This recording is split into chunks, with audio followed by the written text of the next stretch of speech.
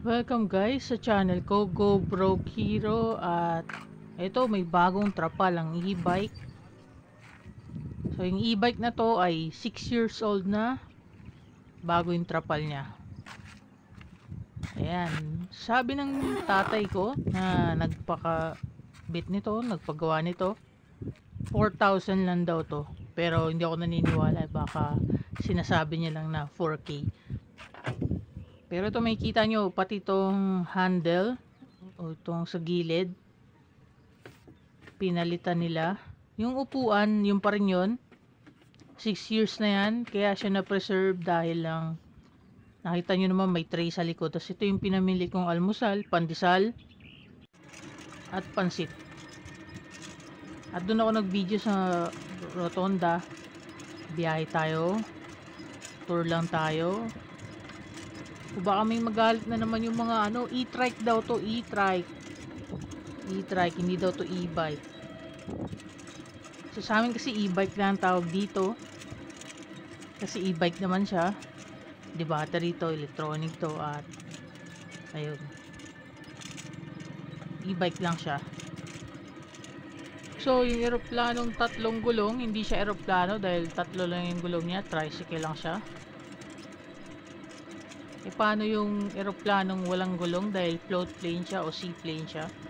Hindi siya eroplano dahil wala siyang gulong. So yun lang. Yun ang masasabi ko kasi baka puro Airbus na yung alam mo. O commercial jet. So, pero ito yung e-bike ko nga. E-bike namin. 6 years na siya. So, balik na tayo sa topic na trapal natin at update sa e-bike. Na-weirdohan lang kasi talaga ako sa komento na e-trike yan na hindi e-bike.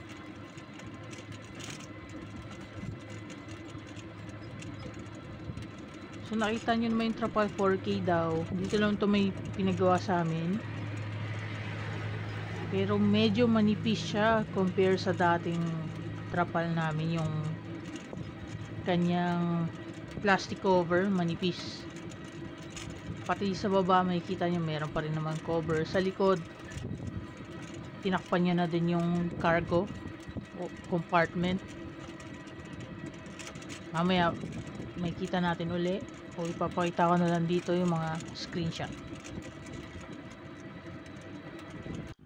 So itong e-bike nga to 6 years na, 2019 pa to binili. At yan na nga, after 6 years, 2025 tong video na to. Yung previous trapal ko na pula, black and red, pinapalitan na nga. Okay pa naman siya, kaya lang marami na siyang retoke. Ilang beses na siya niretoke, DIY para maayos. Sulit naman tong e-bike na to. At yung battery pala nito lithium. Hindi ko lang alam kung bakit mas may nanonood nung lead acid na battery ko. Mas maganda naman tong lithium. Tumaas na nga yung presyo ng lithium battery. So sayang kung magang napanood, hindi maaga kayo nakabili ng lithium battery. Pero may mga bago ako nakitang battery brand, hindi ko pa rin nasusubukan. Comment nyo na lang kung interesado kayo sa lithium battery. Kasi mahal na yung battery ko, nasa 19,000 na. Para lang sa 42 volts na e-bike, 19K ang magagastos nyo. May warranty na yon, saka commercial brand na yun, commercial build. Hindi yung mga DIY lang na magpapagawa sa kung saan saan sa Facebook. Yan, correction lang, 48 volts. Tapos regarding sa trapal, balik tayo sa trapal. Hindi ko gusto yung pinto ginawang isa sa kada side, kasi dating trapal ko dalawang pinto. So ito naging isang pinto na lang yung driver sa pasahero sa kada side. Kada side isa.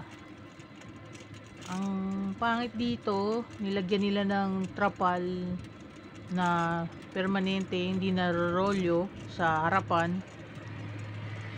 Kasi katulad ko mga kapre, mahirap pumasok sa e-bike kung ganon, kung lalagyan ng harang yung harapan, hindi siya kasama sa narorolyo yun. Para sa akin pangit yun, saka sumasabit siya sa steering. Kapag sinagad mo yung steer, hindi ka naman nagsasagad ng steer kapag ka umaandar, pero sumasabit siya, so delikado. So, may pagka delikado siya, kailangan lang mag-ingat dahil sumasabit nga siya. At yun nga, malalaki kami, matatangkad kami, tas pag i-drive namin to,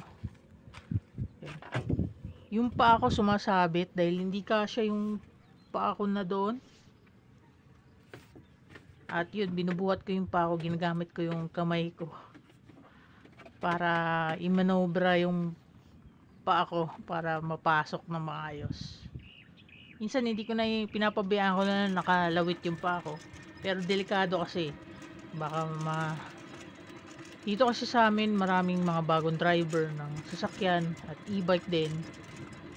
So hindi lang e-bike ang kamote dito, pati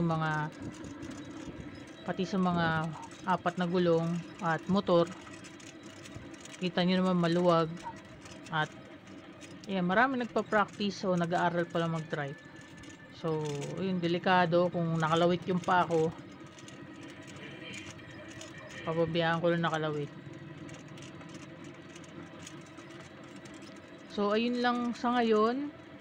Kung may tanong kayo o kaya may comment kayo o kaya galit na naman kayo, like, comment, share lang at subscribe.